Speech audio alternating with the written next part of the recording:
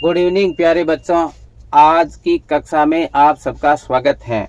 हम आज 1857 की क्रांति के बारे में पढ़ेंगे। 1857 की क्रांति से पहले का थोड़ा इतिहास जान लेते हैं। तो सर्वप्रथम राजस्थान में अंग्रेजों का प्रवेश होता है और अंग्रेजों से प्रवेश से पहले राजपूताना रियासतों पर मराठा का नियंत्रण था। सबसे पहले अंग्रेज आते हैं, उससे पहले राजस्थान पर जो देशी रियासतें थी उन देशी रियासतों पर मराठों का नियंत्रण था और मराठा जो थे वो देशी रियासतों से कर वसूल करते थे, यानी चौथ कर नाम था, वो वसूल करते थे 1/4 कर वसूल करते थे। चौथ इसको बोलते हैं चौथ, वो कर था 1/4। लेकिन मराठों से जो राजस्थान के देशी रियासतों के जो शासक थे वे बहुत तंग आ चुके थे, उसे परेशान थे, उसे छुटकारा पाना चाहते थे। लेकिन अंग्रेज थे, वो अंग्रेज क्या है कि मराठों पर नियंत्रण करना चाहते थे, इसलिए राजस्थान के शासक और अंग्रेज परस्पर संधियां करने चाहते थे दोनों। लेकिन जयपुर का सर्वप्रथम जयपुर नरेश पृथ्वी सिंह ने अंग्रेजों से संधि करने का प्रयास किया, लेकिन उसको सफलता नहीं मिली। ये भी प्रश्न आ सकता है कि अंग्रेजों से संधि करने का प्रयास सबसे पहले किसने किया था? तो जयपुर नरेश पृथ्वी सिंह, जयपुर नरेश पृथ्वी सिंह। और उसके बाद में सर्वप्रथम सितंबर 1803 में भरतपुर के शासक रणजीत सिंह ने अंग्रेजों से संधि करने की सबसे पहले संधि कर ली थी 1803 में, भरतपुर के शासक रणजीत सिंह ने। और उसके बाद में दूसरे नंबर पर नवंबर 1803 में अलवर के शासक ने अंग्रेजों से संधि की और तीसरे नंबर पर जयपुर ने बोला कि हम लोगों ने तो पहले ही आपसे संधि करने का प्रस्ताव रखा था और आपने नहीं माना, लेकिन अब आप हमसे संधि करना चाहते तो हम तैयार हैं। लेकिन दिसंबर 1803 में जयपुर के नरेश जगत सिंह ने अंग्रेजों से संधि कर ली। लेकिन दिसंबर 1803 में लासावाड़ी का युद्ध हुआ। 1803 में लासावाड़ी का युद्ध हुआ। उस लासावाड़ी के युद्ध में अलवर के शासक बख्तावर सिंह ने अंग्रेजों का साथ दिया और दौलत सिंह सिंधिया के विरुद्ध सर्वप्रथम अंग्रेजों का साथ देने वाला शासक का नाम बताइए? तो वह था अलवर का बख्तावर सिंह। बख्तावर सिंह ने सबसे पहले अंग्रेजों का साथ दिया और मराठों के विरुद्ध, और उस समय मराठों का शासक था दौलत सिंह सिंधिया। दौलत सिंह सिंधिया के विरुद्ध बख्तावर सिंह ने अंग्रेजों का साथ दिया और अंग्रेज जीत गए थे। लेकिन हुआ ऐसे कि 1803 में जब क्रांति हुई, भरतपुर के शासक रणजीत सिंह ने मराठों का सहयोग कर दिया और हुआ ऐसे कि जो 1803 की क्रांति हुई थी, संधि हुई थी, उस संधि का इसने उल्लंघन कर दिया और अंग्रेजों का जो जनरल था, उन जनरल ने और सेना नायक ने यानी रणजीत सिंह के विरुद्ध युद्ध कर दिया। तो रणजीत सिंह ने क्या किया? अपने किले के चारों ओर गीली मिट्टी की दीवार बना दी और उस गीली मिट्टी की दीवार बनाने के कारण जब अंग्रेजों ने युद्ध किया तो अंग्रेजों ने क्या किया कि युद्ध किया तो उसके गोले बारूद वगैरह छोड़े गए तो वो गीली मिट्टी थी और गीली मिट्टी के कारण उसमें धस गए। धसने के कारण वो जीत नहीं सके, इसलिए भरतपुर किले को लोहगढ़ किला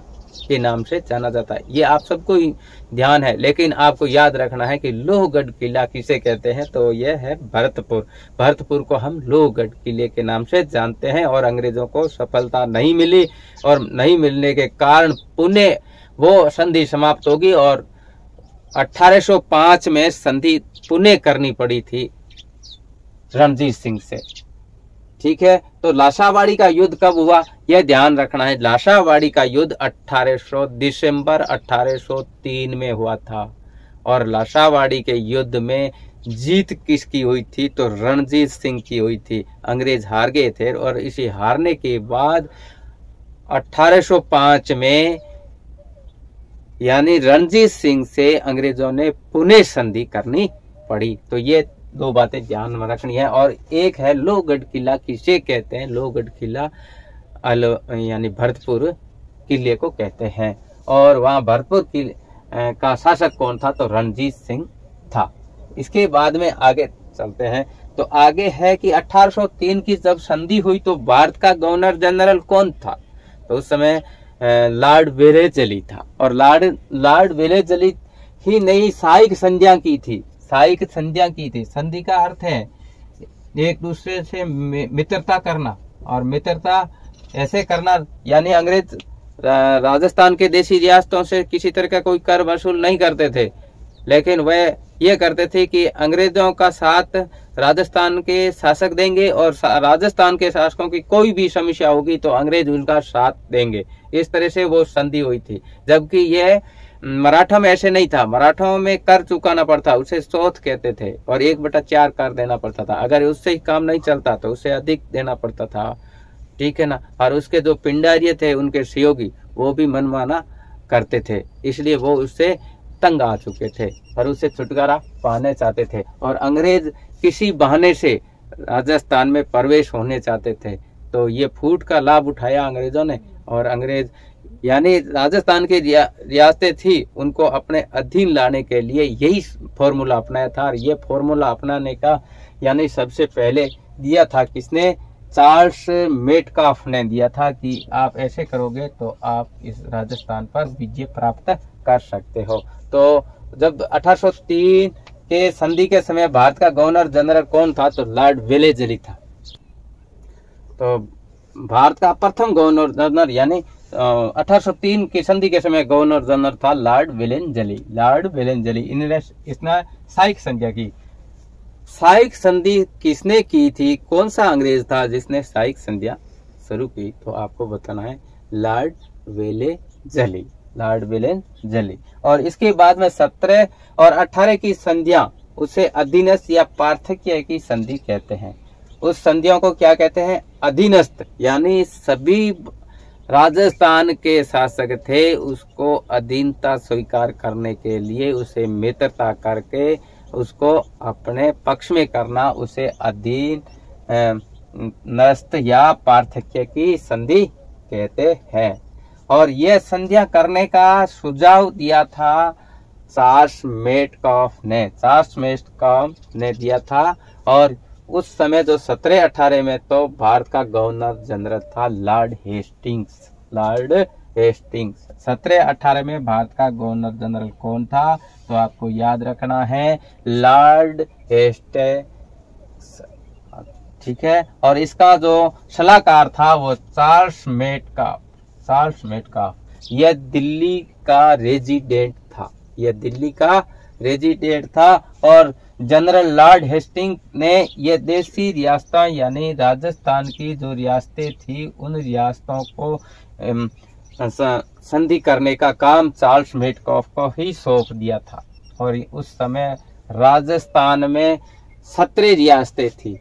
उस समय राजस्थान में 17 रियासतें थी और 17 में से 3 शक्तिशाली थी। वो थी एक भरतपुर, अलवर और जयपुर।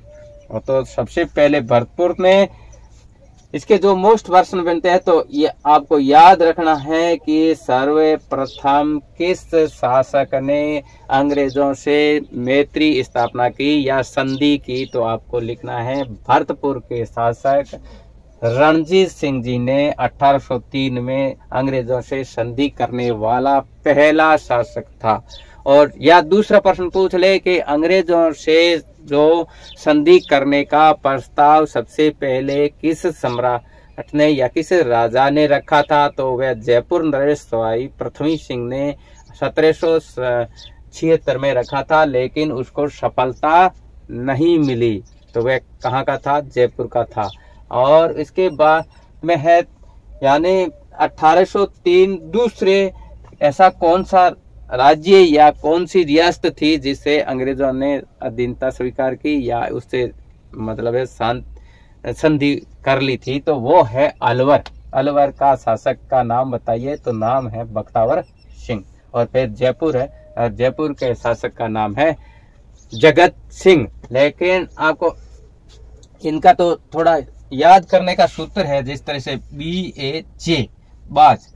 बी का अर्थ हो गया भरतपुर, और ए का अलवर, और जे का जयपुर। ये याद रखना है, और इसके ये वेरी इंपॉर्टेंट पर्सन बनते हैं। और इसके बाद में हम आगे की कक्षा में पढ़ेंगे, लेकिन मैं जो BSTC के बच्चे और ये दूसरे जो अभी ये चतुर्सैनिक की भर्ती निकली है, उन सारों के लिए ये बड़ा इम्पोर्टेंट है। आप धीरे धीरे करते रहोगे, मैं पूरा यानी राजस्थान का इतिहास है वो पढ़ा दूंगा। हर जिले वाइज जिस जिले का जो पर्सन मोस्ट बनते हैं वो आपको हर जिले वाइज 20% बताऊंगा, और जितने भी जिले हैं उन सारों का GK कवर हो जाएगा। इसी के साथ जय हिंद, जय भारत।